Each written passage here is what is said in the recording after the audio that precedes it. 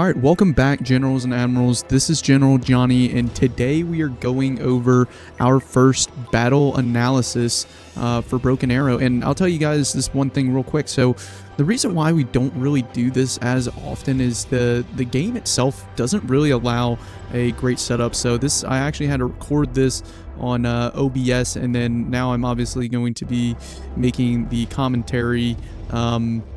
But a lot of RTS games have the function to go back and watch replay, but this is just a game that I played, I'd say, fairly recently in the last week or two, and we're just going to try this out. So hopefully you guys enjoy, but the purpose is really just to give a tactical and strategic analysis on a high versus low ELO battle. So if you guys kind of want to follow along, unfortunately I won't be able to free roam. It's really just what I was looking at the moment. So but obviously here starting out, before we really get into it, please like and subscribe, support on our newly established Patreon. If you would like more strategic tips and all that, then please follow us on General Johnny Strategy and follow us on Patreon. But pretty standard air open. So we are playing Russia.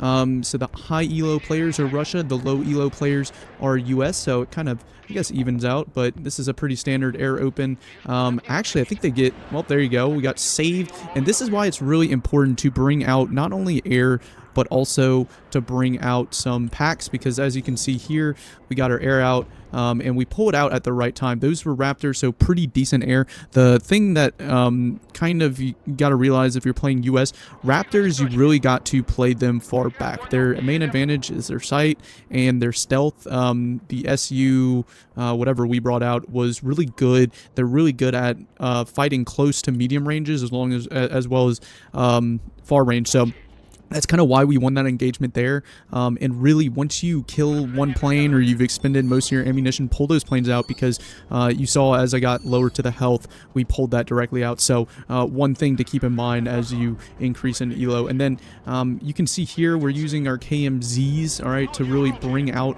our first line of infantry. I also have these very cheap Sturms over here as well that are only costing, I mean, I'm pretty sure that they are dirt cheap, like 80 points or something like that, and they fire a pretty good volley of ATGM. So I like to bring them out early. They don't really have a huge tax on your income, and then obviously have a little bit of Recon starting out here, and then obviously I think one of the main things that you need to know to bring out is always bring out SHORAD of whatever type you want. I bring out here, I bring out 2 dismounted Iglas just to really establish myself.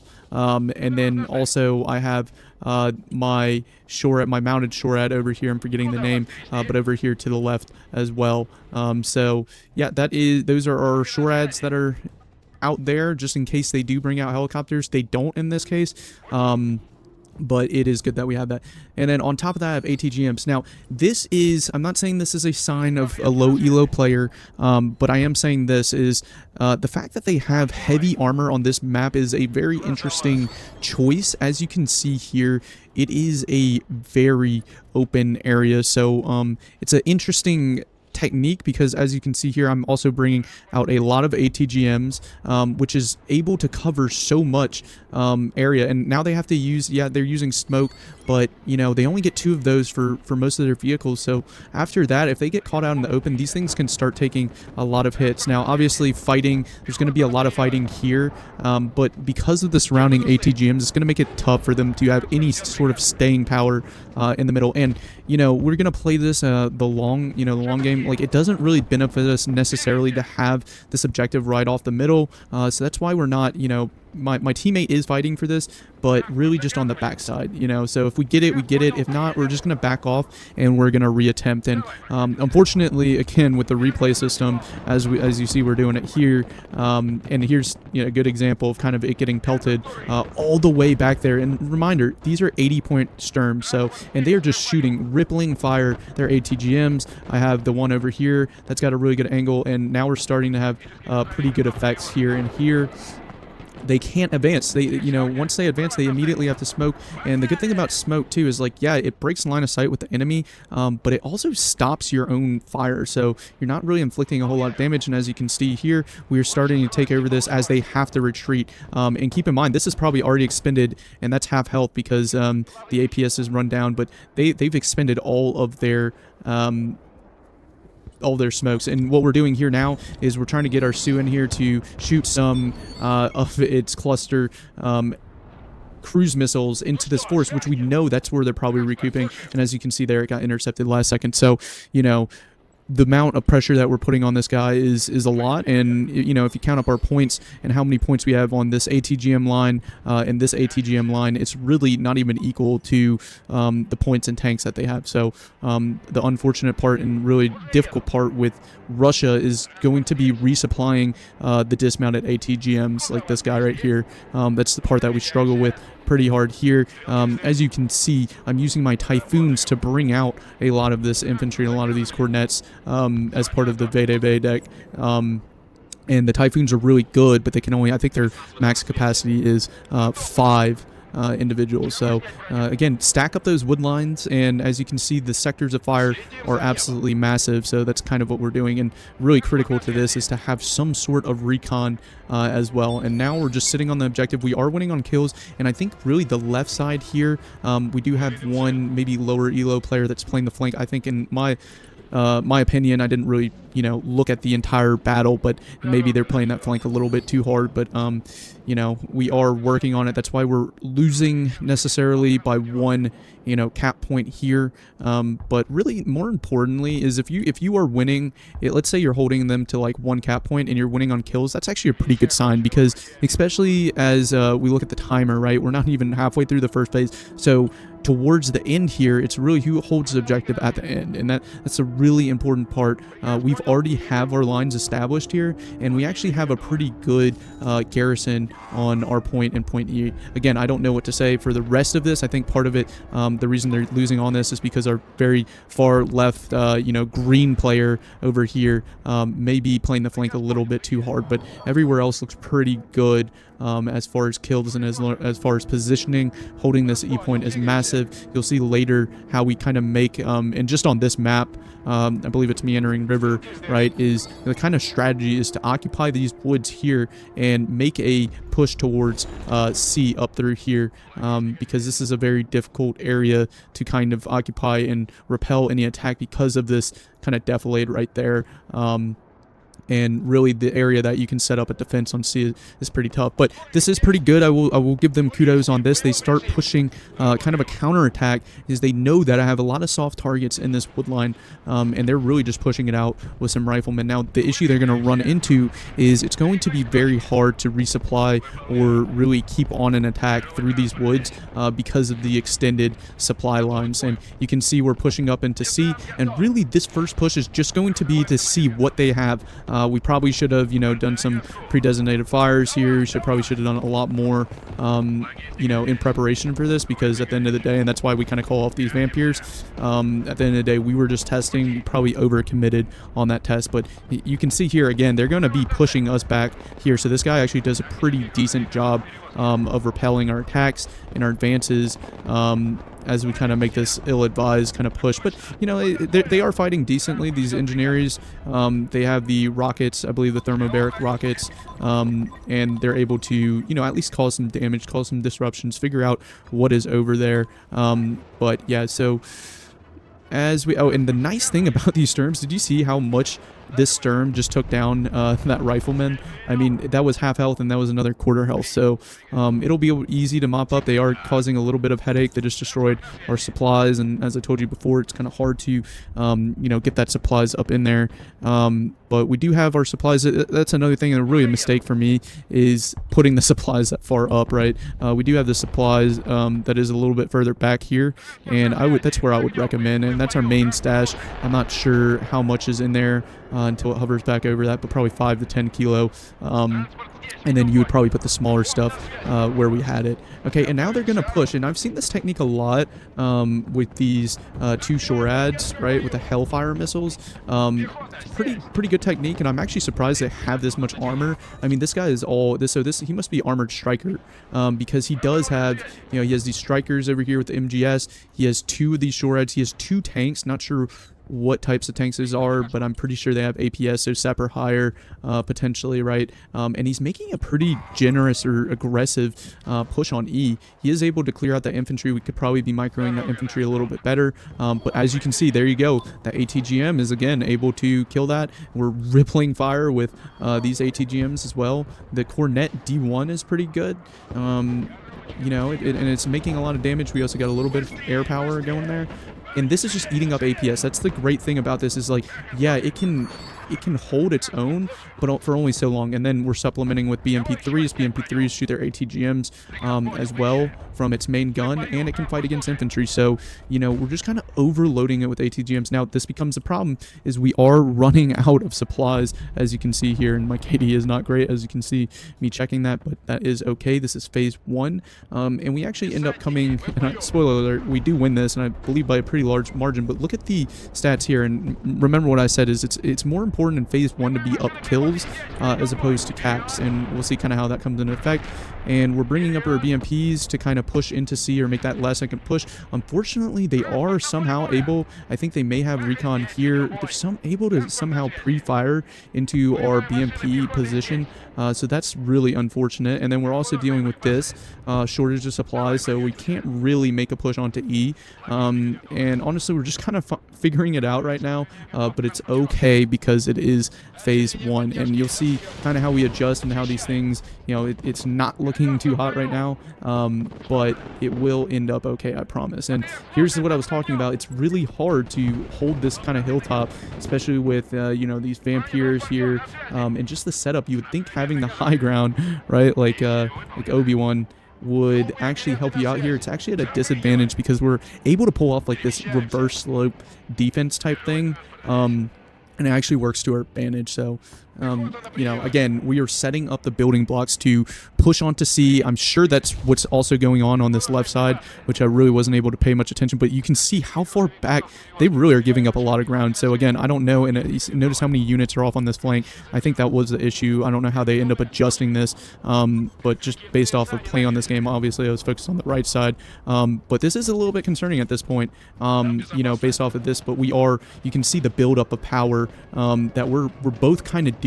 We're trying to avoid this middle area and just cover it with ATGMs while building up to take into C and take into J. And it's really, if it doesn't come this phase, again, we are up kills by 2 and we're only going to be down 1 point. You know what I mean? So that is kind of the, I guess, high elo thought of this. Yeah, it's easy to panic early on, being like, well, look at all these red, like how many points they have. It's everywhere they have all the objectives, but does that really matter when you're positioned to easily take in phase 2, and you're easily establishing this defense, you're easily establishing your lines of supply. Like, you kind of know what the enemy has, and they've really, honestly, at this point, over-invested in armor. So now, you know, we can start pushing and developing what we're sending out based off of what we know that they have. So, as you can see, this guy, the player to my right, is starting to push onto this objective, and, you know, I think he's doing a decent job. This is also really important, so I'm pretty sure I rushed this up to kill that transport. That's a pretty big transport, so, you know, it's going to damage the infantry, it's going to destroy whatever supplies he has in it. That's the thing that's vulnerable about those transports, and now we're just eating them up, again, with these ETGMs, and really he got the kill on that, a little bit jealous, but now we're pushing in. We probably should have made this push towards the end of phase 1, just to get those points, but again, not a huge rush. We're sending out our SU-57 to kind of seed the enemy, alright? Really, when you bring out these SU-57s, I'm so aggressive with these, but, you know, it is kind of scary because you don't want it getting shot down. That's like 500 points right there, but we do make an aggressive seed push. We're trying to get our the main thing is I don't like returning it with the cruise missile, so even if I have to turn back around and shoot them, you know, the thing is we're risking 500 points here. I don't think it's necessarily worth it, and I think that's why we end up pulling up, is we do see this, and it's getting shot at now. I think it gets away. Yeah, it does. That would be really unfortunate if it didn't, and I think at that point, yeah, we want to get the ATGMs off, but it's not worth the 500 points there. He is using, I believe this is a BMP-3 Apoka. I don't love that, but, you know, I guess for what it's doing, it's okay. And again, we're up kills. I think a lot of the reason we're up kills is probably because they're sending these planes that are also getting shot down. Yeah, there you go. I mean, that's, you know, a lot of points there. So we're doing pretty good as far as the anti-air, which I think our middle guy is really holding down the fort with 2 S-300s over there, and he is getting bombed, so maybe he's probably getting mad that we don't have S-300s, and that's why I start sending up my ASF, right? So for you guys who, you know, are kind of new to this, but there's 2 ways to counter planes, and one is like our guy in the middle here is doing. It's S-300s, it's long-range ADA. The second way is to bring out an ASF, and what's nice about the ASF is you don't necessarily need to be aggressive with it. You just need it to loiter in the back, right, and identify, because its line of sight will essentially extend the range of your ground-based ADA, right? By identifying the enemy early, it then can shoot at the enemy, as opposed to not identifying it. And especially with those stealth planes from the US, those stealth planes, you know, you might not see it until last moment, until it's too late, it's bombing your ADA or your you know, artillery. But with something like the ASF, Su-35S is pretty good. It's got long range air-to-air missiles, it's got medium and short range air-to-air, so it can fight, it can dogfight, but the main thing is it's going to identify those planes as they're coming in. And look at the feel, you know, it's got a pretty decent loiter time, and that was a really great strike right there, with the tornadoes onto the enemy backline essentially. And that is the importance. A lot of low ELO players, you can really tell, is they don't move their backlines nearly enough. So that thing probably fired at my Su-35 or something else I didn't really specifically see, and then they also stacked up, and they were probably stacked up on a supply point, which is even worse. But at this phase in the game, I'm bringing out my toll pens, which are really good. And look here, he's identifying this pilot that, you know, was able to cap C. Shouldn't be a big issue. I think we do bring out some BMPs to kind of deal with that issue. And still playing this very, very conservative. This is the level of patience, you know, not to pat myself on the back, but, you know, this is the level of patience that high ELO players understand is, yeah, it sucks. We lost phase 1, although by 1 point, they are up, you know, 6 capture points at this point.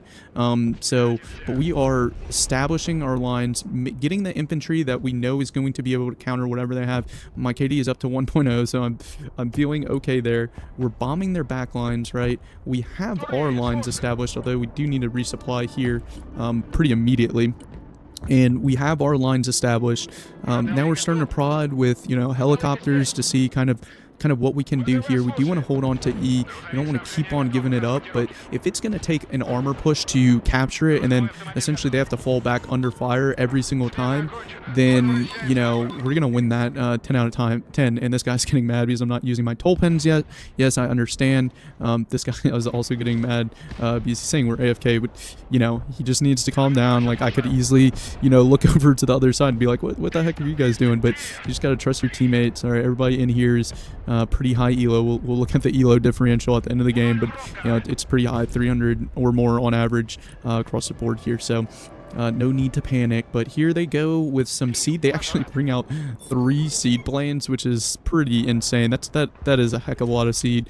But yeah, our ATGMs are again pressing them as they're moving back, and I can almost guarantee you, absolutely guarantee you, that they are hunkered down in those woods with resupply.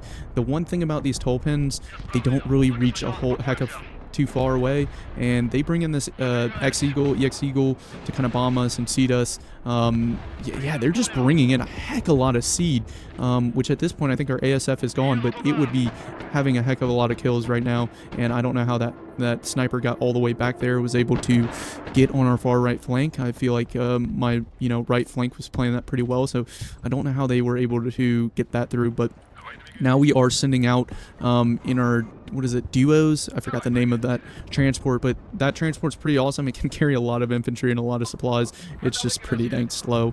As this E point really just keeps flopping back and forth, but each time they send out, they're just spending a lot of resources to going back and forth, right? When all we're doing is sitting here firing our ATGMs, and you can see how effective that is. The only issue is resupplying, but the good thing about, what I really like about these terms, is they're able to resupply resupply really quickly, come on and off the line. They're worth 80 points. And what the enemy should be doing is they should be bombing us. But, you know, instead they're sacrificing planes. They're sacrificing UAS for really no reason. And then now we're getting our toll pins finally in the game. We know they have infantry on the backside of E. It's the only spot that they can really have. And look at the devastation, even on an armored vehicle like the Bookers, right? Our toll pins are devastating that, forcing them to move off the objective. Ooh, I wonder if we kill it then. No, we did not kill it. Okay, and as soon as the important thing with microing toll pins, and you see there, again, high ELO versus low ELO, they are just bombing the crap out of that area that we were just occupied. But by the time that we, you know, fire off 1 or 2 volleys, at max 2 volleys, that's a total of, you know, 2 to 4 rounds, right? We are moving, and now we already have pre-designated. I'm sure I shift ordered them to shoot in one area, and then shift order them over here, and then immediately ordered them to fire. And again, watch how many volleys that's 2 volleys, maybe 3 at most, and then we moved. You see, we're already moving our toll pins, and you know, these guys are half to 0 health, right? Already, or you know, 1/10 the health, and they just get finished off by ATGMs or whatever else we have. And then we're still, you know, building up here. We know we're gonna win. There is no rush to take C because we know we're gonna easily take it with that amount of infantry against really just 1 infantry. And this guy is, it almost seems like he's holding this entire line. So, oh, that's what it is. Okay, so guys, the thing is the PTE. All right, I was wondering how everybody was the same color. Unfortunately, because of the PTE, I just didn't change my settings, so it's default enemy settings. Usually each of the enemy would be colored something differently. That really threw me off when I was doing this, because I'm wondering, I'm like, how does he have this many guys? And look, they're trying to nuke here, and I think it's probably going to be successful. Let's see. Okay, they did nuke, and I guess I didn't really see the point difference, but we're up 5,000 kill points. I just noticed that after they nuked. I mean, there's no way they got enough kills, and now the fight for E is really, really going off. See, and they're using these woods. They're equally using those woods. It's just they're not using them as effectively, and unfortunately, our Duplo, I was thinking Diplo, but our Duplo is making it over here. It does get caught out in the open, and that's the danger with transports, right? Is now you have this infantry that's just stuck out there. Looks like he's getting mad about B. I don't know what's going on over there. This is not looking too hot for us right now at this stage in the game, but we do have a decent amount of infantry that's able to make it on here. We are bombing them off of E, so their infantry on E is, and this is another thing, I'm not saying all high ELO players do this, but I think most of them do, is you kind of understand where they have to be holding, right? And they're really vulnerable to artillery because they have to be holding this very back part, right? So now I can kind of pre-fire, and you know, we are moving our toll pins, but they are just, you know, absolutely covering the entire area, so it's making it hard to keep up the fire. And we do want to, at this point, we do want to capture it and then hold it with the infantry that we brought in. And these Motostreki, however you say it, are pretty good at ATGMs and just hiding out in buildings, and along with these other units like the vampires and the Beta Bay, you know, they're able to kind of hold on to this. And you know, Spetsnaz are pretty good at, you know, cleaning up infantry like this. So that's what's going to end up happening there. We're going to cap E. And then with all of our ATGMs, we should be able to hold it. And then last second, we'll push towards C. Here come in a bunch of cruise missiles, and honestly, I kind of deserved that one. Okay, they clean up a lot of our infantry, which is really unfortunate. BMPs, you know, we have a steady you know, amount of BMPs that are coming through. These are pretty cheap, probably I think 80 points. Possibly I need to see next time I buy here, but they'll be able to counter a lot of stuff as well. This is a really good map for something like BMPs because they're cheap. They have the ATGM missiles that can counter infantry really well. They have pretty decent armor. Yes, they're slow, but they're just as fast as, you know, maybe a Bradley. And this Bradley is going to do work on our soft targets, and that's what I kind of call these guys here, soft infantry targets. Can't really do a whole lot close range, and they kind of know that's the counter here. So now I'm asking for help. That's what I'm pinning. I'm bringing out a helicopter to try to help clean that up. Really, these tanks should divert themselves to help out their teammate, but, you know, it's okay. I know he's probably dealing with a lot. I'm trying to keep these guys alive as best I can. Here comes in the helicopter. He's going to put some pretty decent shots on him. And there you go. He kills one. I'm surprised I haven't smoked yet. Probably so focused. I kind of got lucky on that because, you know, maybe they use their smoke coming across here fighting the ATGMs. I don't really know.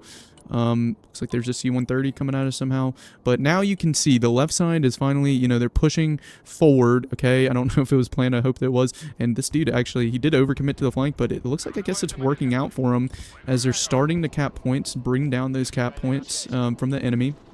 And we still have the kill advantage, so we're looking pretty solid here. Let's see. I believe we do try to capture C before the end of phase. I really hope we do. We are getting kind of hit up here. We had to deal with their counter push. So, you know, there's a lot that was going on here, but that's what we should be doing. Here I am. You know, this is what we should have done during the first time when we pushed onto C, is kind of have a, you know, preparatory fires, what they're called, to kind of, you know, beat down the enemy before, you know, soften them up before we actually go into there and cap. We do have E, all right, and again, they have to send a massive armor push, which we can easily counter with our ATGMs. The issue is we don't have this flank of the ATGMs. Can we cap C? I think we do cap C, if I'm not mistaken. But you saw those preparatory fires are really important because it killed the only infantry unit that was on C. And that allows these guys just kind of walk on and hopefully capture it. They are getting shot at, but I am smoking. They're very close to dying. I don't think E, there's no way they, you know, that's the benefit. You know, I have a very small, probably one-man squad left here, and it's going to be able to hold E because, you know, it's hard for them to push onto the backside of E with the ATGMs. We're able to capture C, and now we're up 6 points on kills, 2 points on caps. We're able to capture all that whole line in the last, you know, 30 seconds, and kind of probably got a little bit lucky that they didn't have much on C. Probably got a little bit lucky they didn't push too far on E, but you know, that's how you play it smart, right? And we still would have won on kills, but the caps were pretty good. Okay, I guess this guy says he's carrying, even though I don't know if he saw the last minute caps over here, last minute hold here, but here we go. We're with our SUs. We are trying to get some cruises. We're trying to kill them in place. We know there's only a certain... See, that's the hard part about playing heavy armor onto E, is there's only so many places you can go on E to not only hide yourself from the ATGMs, but just hide yourself in general, and then it's just so open everywhere else. So you can see they're kind of trying to play the ATGM game at this point, and, you know, with your helicopters. Okay, so an important note I've noticed, like, your helicopters... If there was no SHORAD, which there wasn't over here when we dealt with the original threat, and we kind of probably hung out too long, but as soon as you start getting shot at by SHORAD, you need to move. And there's so many people that just say, oh, like, I'll just let it die in place or let it fire its payload and just let it die. No, pull it out and just send it back home. It is not going to survive. As soon as it starts getting shot at by SHORAD, luckily it's American SHORAD, so the Stingers are really weak. But, you know, even Russian SHORAD or even US SHORAD, you know, if you do pull your helicopters out after that first shot, you notice that first shot, it will most of the time get out unless it's just a really strong, powerful SHORAD like the Tor or, you know, some other variant. It will usually survive, but you have to be anticipatory of it and get it out as soon as possible. So yeah, now we're just working E. Again, we lost E, but we're up 7 points, so we're not, you know, with the kills, right? The way we've been performing on kills, and we're still 300, 500 points up now, so it looks like we'll probably get some kill points on this phase too, but not in a huge rush to recap C and E. We've done it before. We kind of have that line of ATGMs that can support the push, and it looks like I brought up another helicopter just to support that left side, because we're lacking on the ATGMs. It got shot down now. And look, see, now you got to use the terrain, right? But as soon as it started getting shot at, we moved away, and unfortunately I was able to kill it. But, you know, generally speaking, it almost got away from there, but it's good to retreat. It probably wasn't a good example. I should have probably stayed in the... But it's kind of hard with that line of sight. Probably could have stayed like right here using the line of sight breakage right there because of the terrain. But, you know, we're dealing with a few other things. It looks like the enemy has a tank here. So, oh, it looks like they brought out a Booker, but it's a Booker not with the... it's with the normal like 105 or 120 cannon, so it's really not that great. But as you can see, we're gonna push back our soft targets. We brought back up another helicopter to kind of deal with it the same way we did before. Okay, so yeah, we're gonna make it expend all of its smokes, make it kind of defenseless, you know. So, and meanwhile, we're kind of retreating what we can while keeping it hidden. And there you go. Look at the ATGMs. It just spammed it, right? So, like, we had two amount of ATGMs there. We had our helicopter, and it just can't... The armor push cannot sustain itself when it's already, you know, it expended its smoke, and now it's dealing 3-4 ATGMs, and it's just overextended itself, right? So even though we looked like we were in a precarious position because of these cheap ATGMs, and you know, one of them is the BMP3, you know, we're able to push it back, and our toll pins are back up. I think we lost one at one point, but we have our toll pins ready to start hitting them. We're just trying to build back up ever since they kind of pushed through that tree line again. But really, the issue is, yeah, they can push through this tree line all day and overextend themselves, but as long as we maintain this kind of, you know, this kind of dome piece right here that covers all the middle, like we're pretty good there. Yeah, and now, you know, I don't usually play this side, but we're starting to realize, hey, we need to bring up ATGM infantry, right? Or not ATGM infantry, but AT infantry, because all they have is armor. Like, we've seen that time and again. All they have is armor. We're going to pre-position our AT infantry in these woods. We're going to pre-position it here, and we're going to have, you know, we'll have our short-range AT, we'll have our long-range AT, and then we'll have our toll pins. We have our, you know, SHORAD. We're resupplying everything. We have pretty decent supply lines now here and here. Looks like our friendly has a lot of supply lines, and we're all kind of playing the same game here, where we're letting the enemy think they're winning here, and then we're building up our forces and then pushing into our respective objectives, right? That's kind of what we're doing over here on the right flank, even though we haven't really focused on it here. But you can see he's occupied those woods to where they cannot go into those woods unless they have infantry, right? And we already know this, whoever's playing on this side, those people don't have a whole lot of infantry, so you know, it's going to be tough for them to push across here. And we know what they do have in these woods. We know, you know, they have these back lines where they keep on putting the same thing. And I think that's their second nuke. If we let that thing, well, is that the Sentinel or is that the nuke? I think we might have shot down the nuke. That's why we're up on kills. And yeah, I mean, if that was maybe the nuke, but I think that was the Sentinel. But they obviously did not equate, you know, what we had in kills. So again, we're up consistently 2,000 in kills. And, you know, we're still postured to take C and E when we need to. It looks like A has a lot of infantry. It's going to be able to push up into here as well. And, yeah, he's even helping out. He has a lot of units. I don't know what's going on A, but he has a lot of units. And here we have the ATGM infantry. This is a really good infantry fight. So I'm focusing on the vehicles first because it's what I'm really concerned about. Yeah, like that... that SHORAD is actually pretty decent at fighting infantry, but only at long range. So first thing is we're going to focus on killing those Bradleys. And we're also going to get some help from these BMPs, thank God. This unit actually has been there for a really long time. High ELO play move. Honestly, if you can leave those units, they're going to suck up resources. So, like, yeah, he's there, but I mean, he made that kill, but they're sucking into their income, and this thing is dead. But, you know, I'm just going to kill it just because, you know, whatever. But, you know, having this isn't necessarily like a threat, because it can't move. So sometimes it is beneficial to kind of leave those be and let it suck up the income. And, you know, if you do have a unit stuck like this, you can always shoot it with your own artillery or whatever. And that not only prevents the enemy from getting kill points, but it also, you know, prevents yourself from having that income drain, from having that unit fielded but not really doing anything. And here we go. We know the enemy is somewhere here, and, you know, there you go. We're hitting it with toll pins. We know where the enemy is. We're going to continue to hit that, and then we're going to cap it with this infantry. Looks like we're up even on kills now, so I mean, we're doing everything we need to, and we're making that final preparation for the push onto E. It looks like we did kill that engineer, okay, even though I didn't really see it, or maybe they pulled him off of it.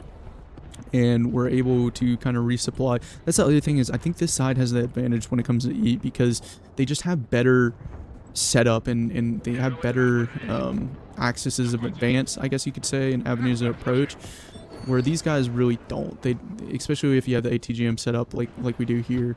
But yeah, so yeah, now they're starting to bomb us, which is pretty smart on them.